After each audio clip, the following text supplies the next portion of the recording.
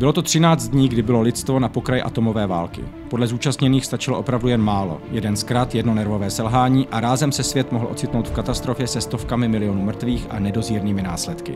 Bylo to 13 dní nejdramatičtějšího střetu Sovětů a Američanů během studené války.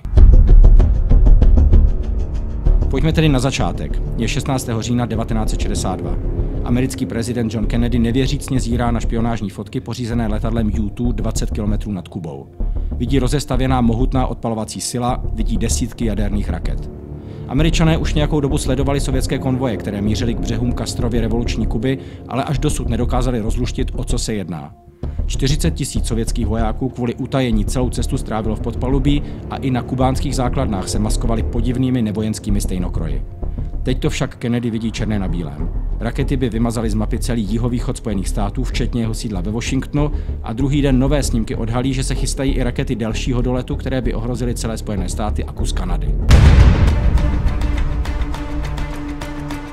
Vojenští poradci radí okamžitý vojenský útok na Kubu, a to včetně pozemní invaze, ještě než sila budou kompletní. Kennedy ale není horká hlava, ví, že to by znamenalo jistou jadernou válku. Další dny se jakoby nic neděje, CIA však usilovně schání další informace. 20. října zjistí, že odpalovací rampy už jsou plně funkční a že smrtelné nebezpečí je tu mnohem dřív, než se myslelo. Krizový štáb se radí nad možnými variantami a je rozhodnuto začít menším kalibrem. 22. října Spojené státy vyhlašují námořní blokádu Kuby. Cílem je zabránit, aby ke Kubě mohla dorazit další sovětská plavidla, především ponorky s atomovými hlavicemi na palubě. V případě porušení by následovaly vzdušné údery a po 8 dnech pozemní invaze. Večer pak prezident Kennedy předstoupí před národ s šokujícím televizním projevem. Within the past week, unmistakable evidence has established the fact that a series of offensive missile sites is now in preparation on that imprisoned island. The purpose of these bases can be none other than to provide a nuclear strike capability against the Western Hemisphere.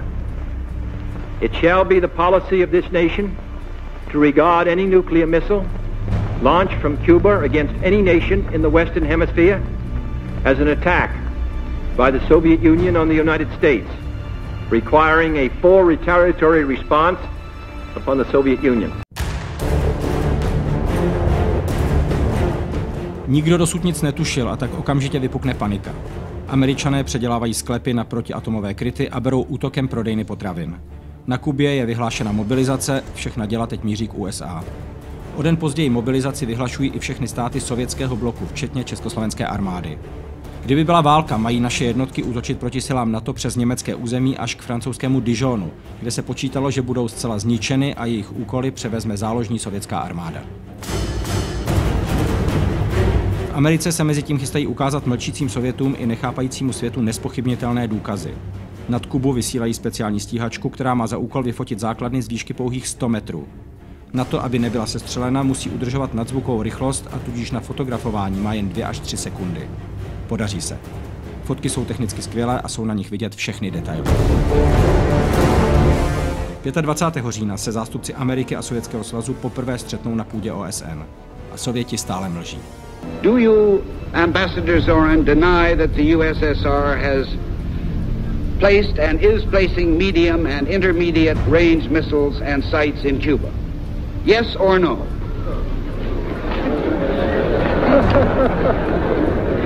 You will have your answer in due course.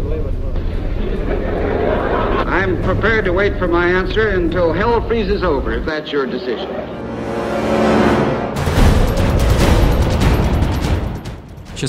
říjen. K hranici námořní blokády doráží 2 sovětská plavidla a 1 atomová ponorka.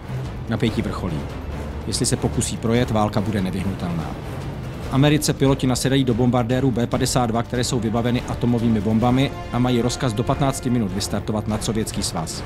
Na sovětských ponorkách i kubánských základnách už velitelé drží prst na červeném knoflíku. Situaci vyostřují Castro s Che Guevarou, kteří usilovně přesvědčují Sověty, aby knoflík zmáčkli. Celý svět čeká, co se teď stane. Naštěstí sovětský vůdce Chruščov dá na poslední chvíli rozkaz, aby se lodě zastavily. Na moři tedy válka nezačne. Ale pořád není konec.